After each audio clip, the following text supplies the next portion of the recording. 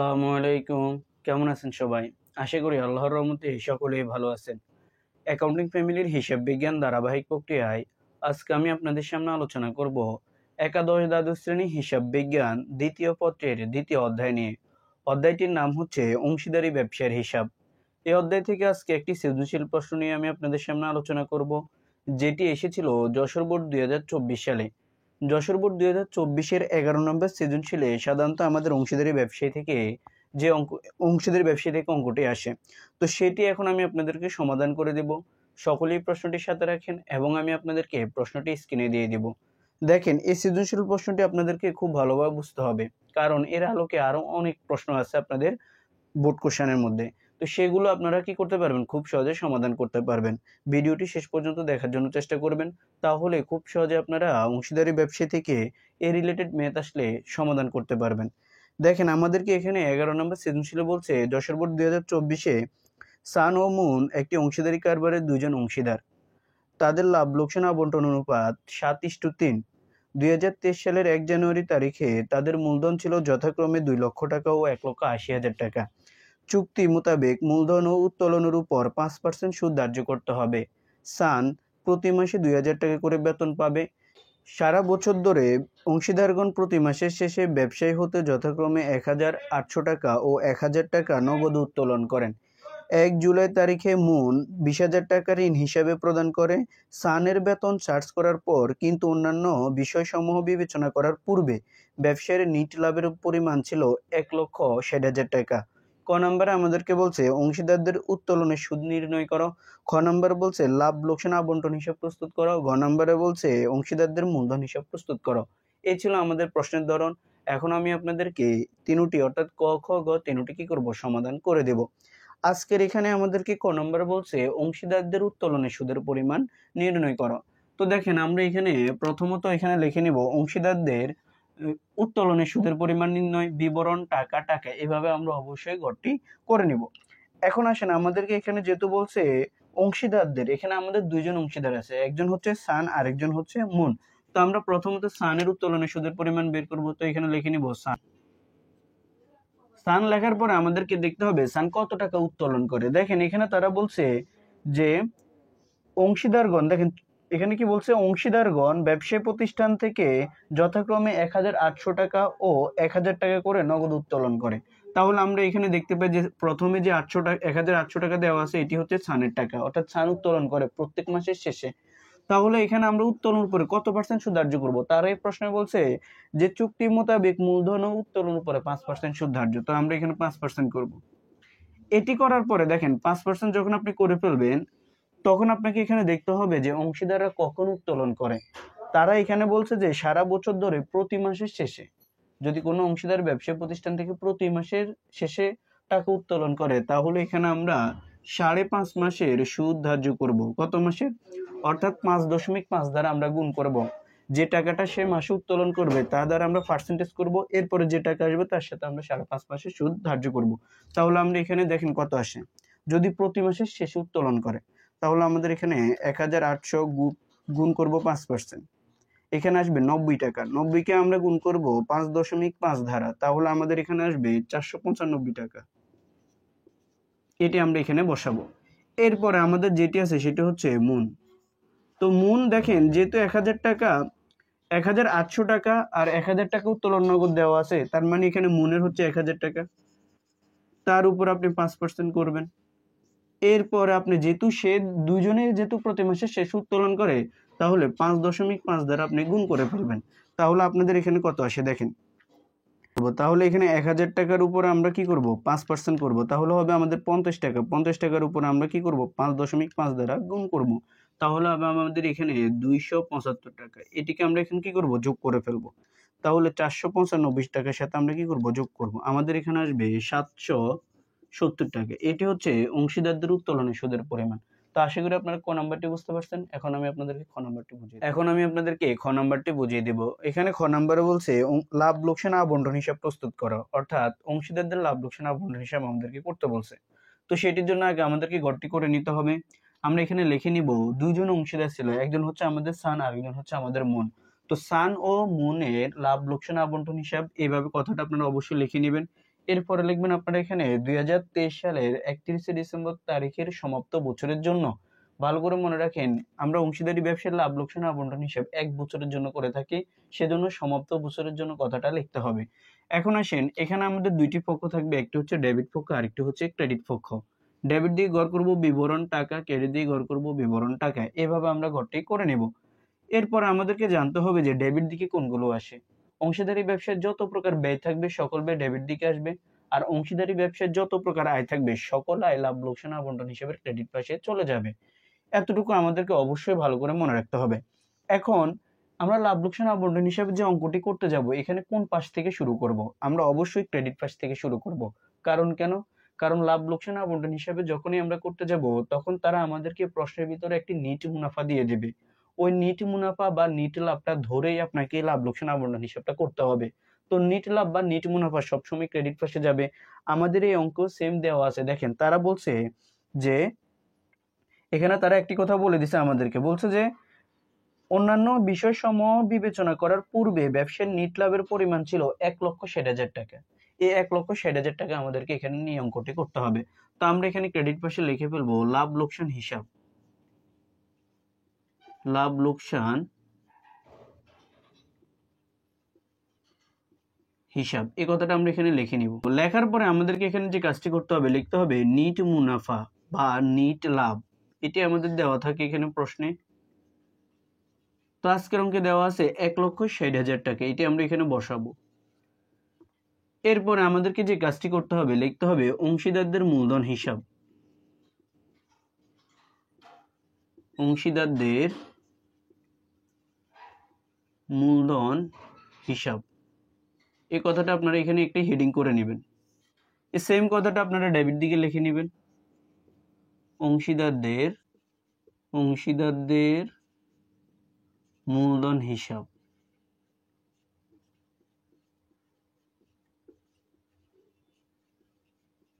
Same heading গুলো কি করবেন, ডেবিট পাশেও করে নেবেন। এখন আমরা একটু আগে বলছি যে যত প্রকার ব্যয় থাকবে সকল ব্যয়কে এখন আমরা ডেবিট দিকে নিয়ে আসবো। তো প্রশ্ন হচ্ছে অংশীদারি ব্যবসার ক্ষেত্রে সাধারণত ব্যয় কি থাকে। দেখেন, কোনো একজন অংশীদার ব্যবসায়ী প্রতিষ্ঠানে সে যখন মূলধন দেয়, তাহলে ব্যবসায়ী প্রতিষ্ঠান তাকে ওই মূলধনের উপর একটি সুদ দেয়, যা প্রতিষ্ঠানের জন্য ব্যয় হয়। যেমন এখানে যেমন সান আমাদের মূলধন দিয়েছে, এখন ওই প্রতিষ্ঠান তাদেরকে মূলধন উপর একটা সুদ দিবে, তার মানে প্রতিষ্ঠানের জন্য এটা একটি কি হবে, ব্যয় হয়ে যাবে। সেজন্য অংশীদারদের মূলধনের সুদ এটা প্রতিষ্ঠানের জন্য একটি ব্যয়। তো আমরা ব্যয়টাকে এখন ডেবিট দিকে নিয়ে আসবো। এখানে লিখবো মূলধনের সুদ। মূলধনের সুদ, এই কথাটা আমরা এখানে কি করব, লিখে নিব। দেখেন, এখন আমরা এখানে লিখবো, যেহেতু আমাদের এখানে দেওয়া আছে দুজন অংশীদার, লিখবো সান, এরপরে আমরা এখানে লিখবো মুন। দুজনের কথা এখানে কি করব, আমরা লিখে নিব। লেখার পর এখন অংশীদারদের মূলধনের সুদটা আমাদেরকে এখানে বের করে দেখাতে হবে। তো আমরা এখানে গণনা কার্য করে দিব।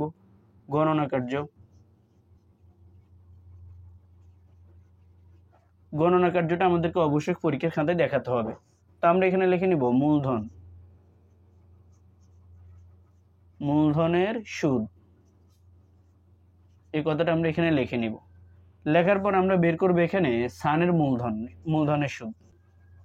তো সান ব্যবসায়ী প্রতিষ্ঠানে কত টাকা মূলধন দেয়, দেখেন এখানে অংশীদারদের দুইজনে মূলধন দেয়।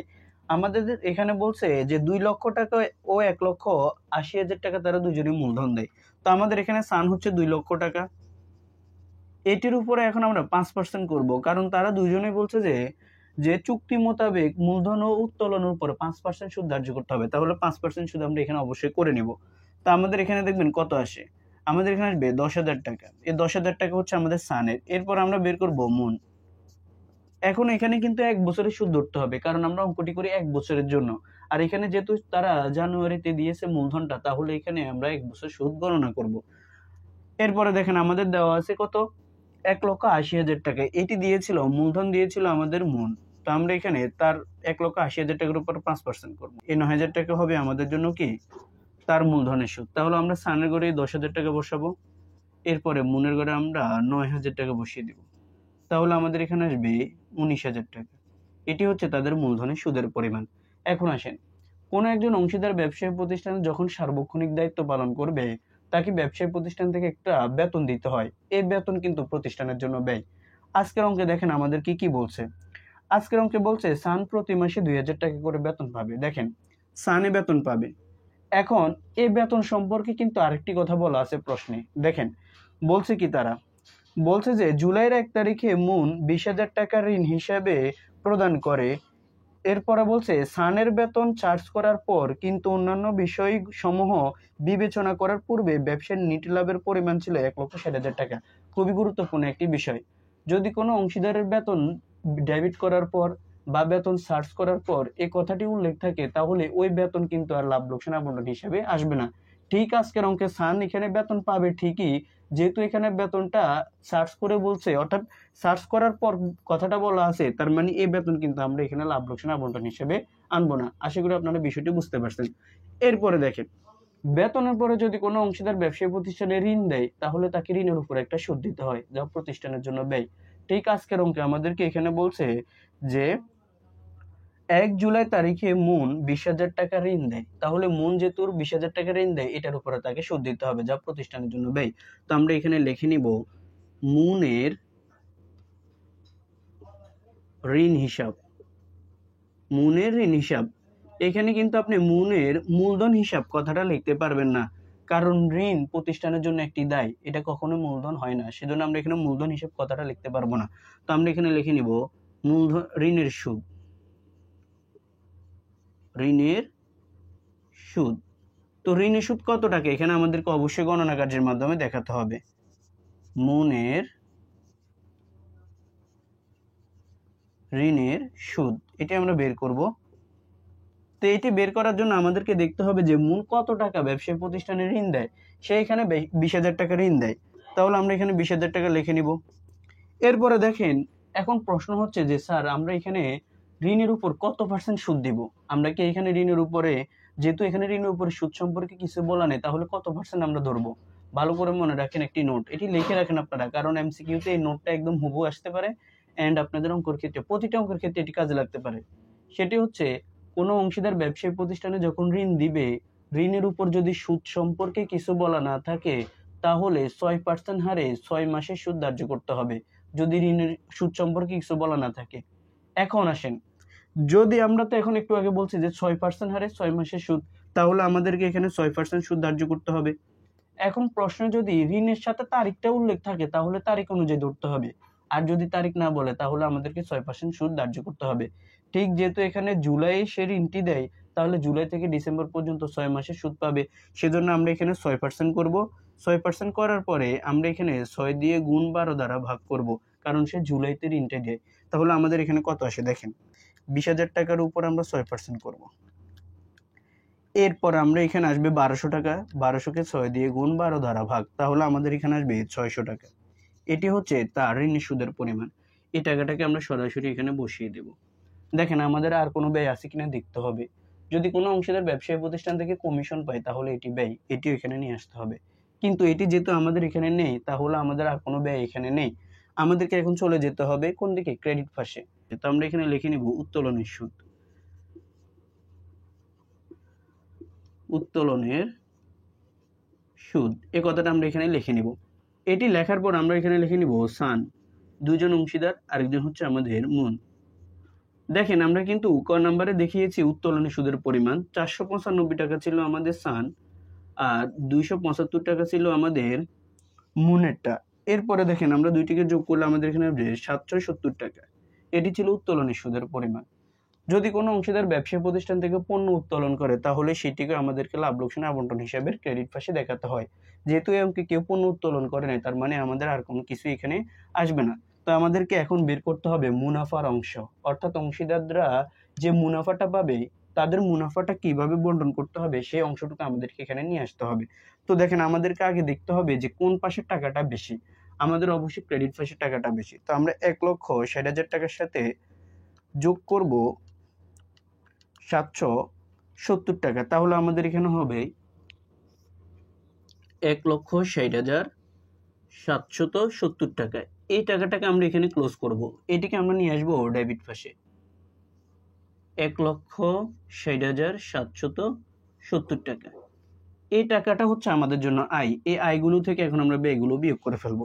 তাহলে 19,600 বিয়োগ করবো আমরা এখানে, তাহলে আমাদের এখানে আসবে 1,41,170 টাকা। এটি হচ্ছে তাদের টোটাল মুনাফা। এই মুনাফাটা এখন তাদের দুজনের ভিতরে বন্টন করে দিতে হবে, কারণ তারা এখানে লাভ লোকসান আবন্টন হিসাব মানে হচ্ছে মুনাফার অংশ বন্টন করা। তো আমরা এখানে লিখে দিব, যেহেতু আমাদের মুনাফার অংশ ডেবিট পাশে আসছে, সেজন্য আমরা এখানে লিখে নিব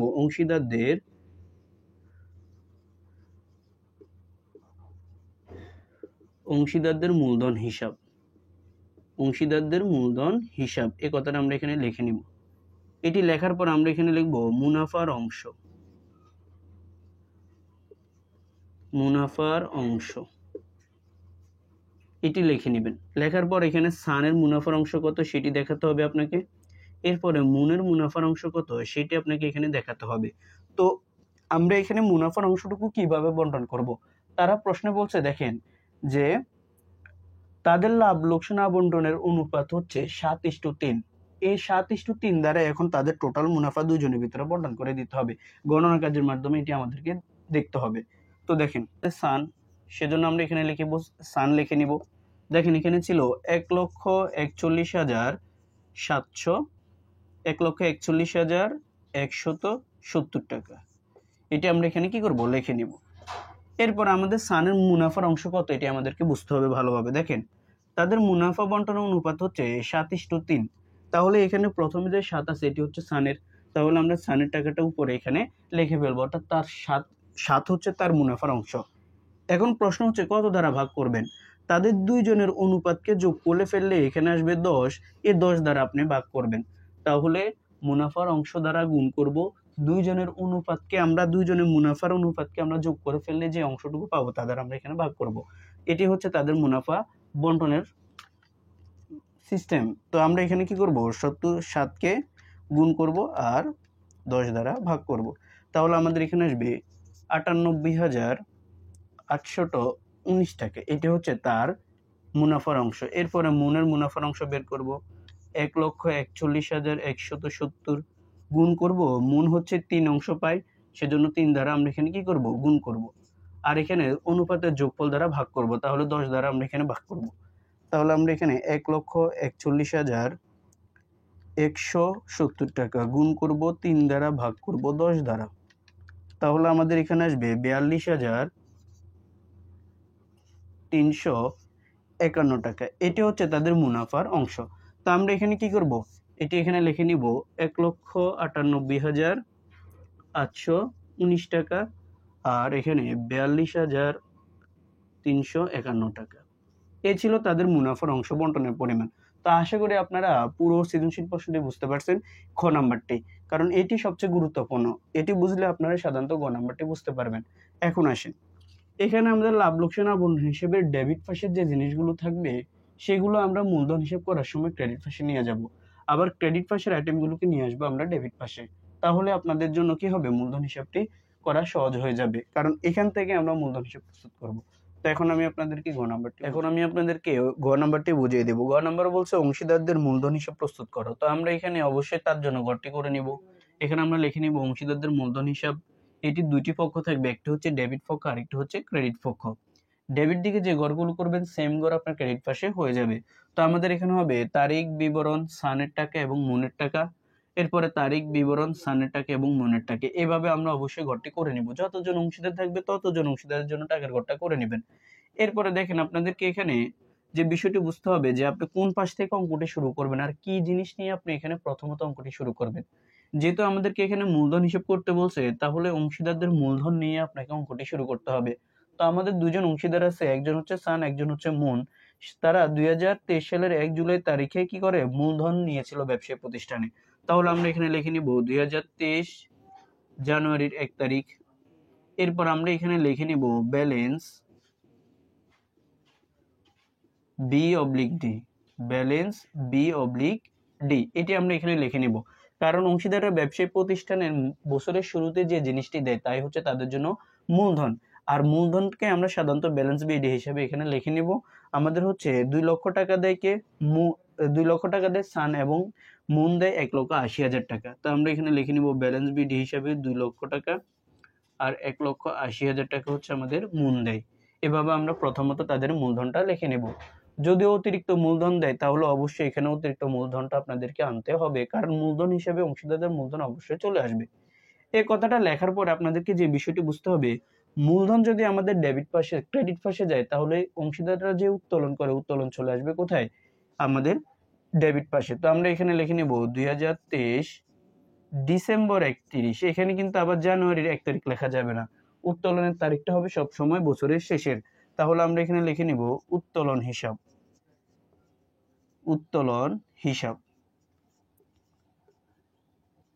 তো দেখেন এখানে আরেকটা জিনিস বুঝতে হবে যে অংশীদাররা প্রত্যেক মাসে, যেহেতু তারা প্রত্যেক মাসে শেষে উত্তোলন করে, আমাদের স্থানে করে 1800 টাকা, তাহলে সে এক বছরে কিন্তু আমরা অঙ্ক করি 1 বছরে, তাহলে সে কত টাকা উত্তোলন করে, সে 21,600 টাকা উত্তোলন করে, সেটিকে আমরা এখানে বসিয়ে দেব।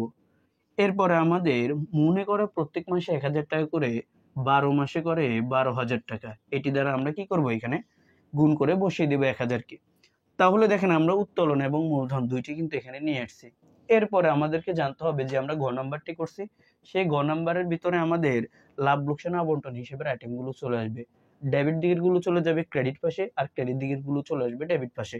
তো সেজন্য আমরা এখানে লিখে নিব ডিসেম্বর 31 তারিখ লাভ লোকসান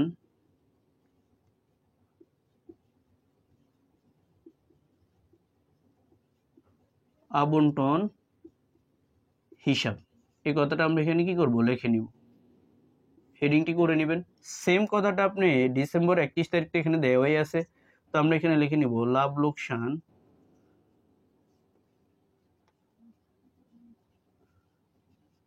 লোকসান আবন্টন হিসাব।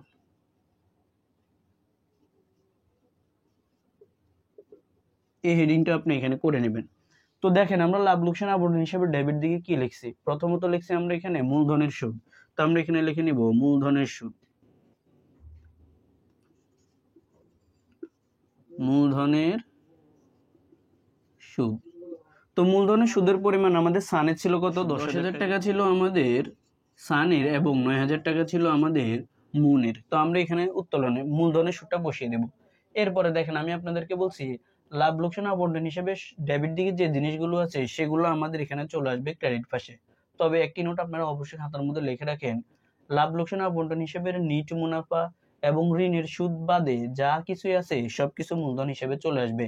ঋণের সুদ এবং নিট মুনাফা কখনোই এখানে আসবে না। তো আমরা এখানে ঋণের সুদটা কিন্তু আনতে পারবো না, কারণ ডেবিট দিকে ঋণের সুদ দেওয়া আছে। এরপরে আমাদেরকে আনতে হবে কি, মুনাফার অংশ দেওয়া আছে। তবে আরেকটা জিনিস মনে রাখেন, আরেকটি নোট এটি লিখে নিতে পারেন, যদি অংশীদারদের বেতন ডেবিট করার পর বা সার্চ করার পর কথাটি বলা থাকে তাহলে এটি লাভ লোকসান আবন্টন হিসেবে যাবে না। তবে অংশীদারদের মূলধন হিসেব এবং চলতি হিসাব করার সময় কিন্তু চলে আসবে। ঠিক আজকের অঙ্কে যেমন আমাদের সান প্রতি মাসে 2,000 টাকা করে বেতন পাবেন, এই বেতন কিন্তু আমাদের এখানে মূলধন হিসেবে নিয়ে আসতে হবে। তবে এখানে যেহেতু বেতন সার্চ করার পর কথাটি বলা আছে সেজন্য আমরা লাভ লোকসান আবন্টন হিসেবে এটিকে নিয়ে নাই, তবে মূলধন হিসেবে আমাদেরকে নিয়ে আসতে হবে। তো আমরা এখানে লিখে নিব বেতন। তো বেতন ছিল দেখেন আমাদের প্রত্যেক মাসে সানে প্রত্যেক মাসে 2,000 টাকা করে বেতন পাবে, তাহলে আমরা অঙ্ক করি 1 বছরের জন্য আমাদের হবে এখানে 24,000 টাকা সানের ঘরে, 12 দ্বারা আমরা কি করব, গুণ করব, তাহলে আমরা 24,000 টাকা পাবো। এরপরে ছিল আমাদের মুনাফার অংশ, মুনাফার অংশ, এই কথাটা আমরা এখানে লিখে নিব। মুনাফার অংশ ছিল আমাদের সানের 98,819 টাকা, এবং আমাদের মনে ছিল 42,351 টাকা, এটা আমরা এখানে লিখে নিব। এরপরে দেখেন আমাদের ডেবিট দিকে আর কিছু ছিল না, এখন আমরা ক্রেডিট দিকে চলে যাব। ক্রেডিট দিকে দেখেন লাভ লোকসান আবন্টন হিসেবে উত্তোলনের সুদ ছিল, তাহলে আমরা এখানে লিখে নিব উত্তোলনের সুদ, উত্তোলনের সুদ। ভালো করে মনে রাখেন ক্রেডিট দিকে কিন্তু নিট মুনাফাও আছে, নিট মুনাফা ঋণের সুদ এই দুইটি কখনোই মূলধন হিসাব বা চলতি হিসাব করার সময় আসবে না। এগুলো প্রতিষ্ঠানের জন্য, ঋণের সুদ প্রতিষ্ঠানের জন্য দায়ী, এটি কখনোই মূলধন হতে পারে না। তো আমরা এখানে মূলধন উত্তোলনের সুদ কথাটা লিখে নেব। এটি লেখার পরে দেখেন আমাদের সান কত টাকা পেয়েছিল উত্তোলনের সুদ, 495 টাকা, এবং মুন পেয়েছিল 275 টাকা, এটা আমরা এখানে লিখে নেব। আর কোনো কিছু ছিল ক্রেডিট পাশে, ছিল না। তাহলে আমরা এখন এখানে ব্যালেন্স বিডি টানবো। তো ব্যালেন্স বিডি কিভাবে টানবো, আমরা এখানে প্রথমত ডেবিট দিক এবং ক্রেডিট দিক দুই দিকের কি করব, ফলাফলটা আগে বিবেচনা করব যে কোন দিকের বেশি, আমাদের অবশ্যই ক্রেডিট দিকের টাকা বেশি। তো আমরা এখানে 1,00,000 টাকা ছিল কার, 1,80,000 টাকা ছিল আমাদের মনের, তার সাথে যোগ করব আমরা এখানে 9,000 টাকা মনের মূলধনের সুদ, তারপরে যোগ করব আমরা এখানে 42,351 টাকা। তাহলে আমাদের এখানে হবে 2,31,351 টাকা। এটি আমরা এখানে কি করব, বসিয়ে দেব। এটিকে আমরা সাথে সাথে ক্লোজ করব। এই মনের টাকাটাকে আমরা ক্রেডিট পাশে টাকাটাকে নিয়ে আসবো ডেবিট পাশে, 2,31,351 টাকা। এটি আমরা এখানে বসাবো। তার এই টাকাগুলো থেকে আমরা উপরে যে আমাদের আয়গুলো আছে সেগুলো আমরা বিয়োগ করব। তাহলে 12,000 টাকা বিয়োগ করব আমরা এখানে 275 টাকা। তাহলে আমাদের এখানে আসবে 2,19,076 টাকা।